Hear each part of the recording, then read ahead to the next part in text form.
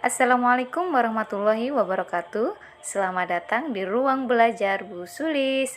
Pada kesempatan kali ini, Bu Sulis akan menjelaskan teks inspirasi pada kelas 9 semester 2. Materi yang akan Ibu sampaikan diantaranya pengertian atau definisi, ciri-ciri, jenis, dan informasi dalam cerita inspirasi.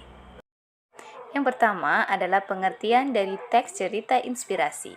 Teks cerita inspirasi merupakan teks yang ditulis secara singkat, disajikan dalam bentuk narasi, dan menggugah pembaca untuk simpati, berempati, peduli sesama, dan merasakan perasaan orang lain. Menurut Kamus Besar Bahasa Indonesia, kata inspirasi berarti ilham, sementara simpati adalah suatu proses seseorang memberikan respon terhadap pihak lain sehingga mampu merasakan pengalaman.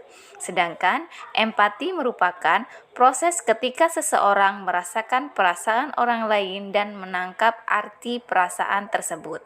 Jadi, tujuan dari teks inspirasi adalah pembaca bisa belajar untuk lebih peka terhadap peristiwa yang terjadi di sekitar kita.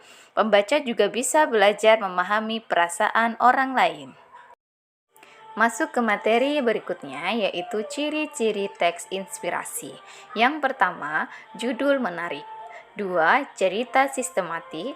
3. Bentuk cerita tidak terlalu panjang. 4.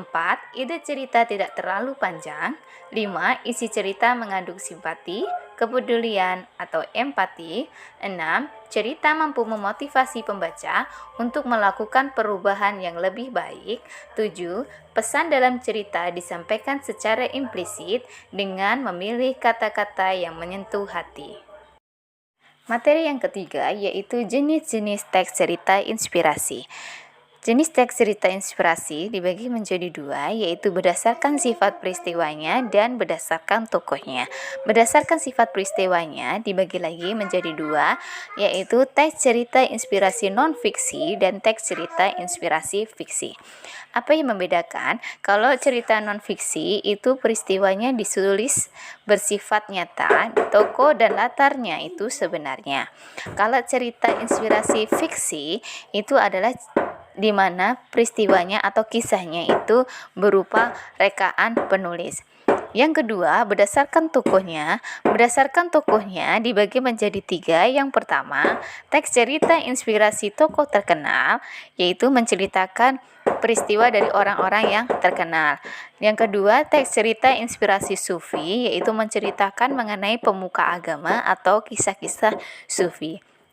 Yang ketiga yaitu teks cerita inspirasi binatang, di mana di sini tokohnya itu yaitu binatang yang bisa berbicara dan di dalam ceritanya itu memuat nilai-nilai kehidupan.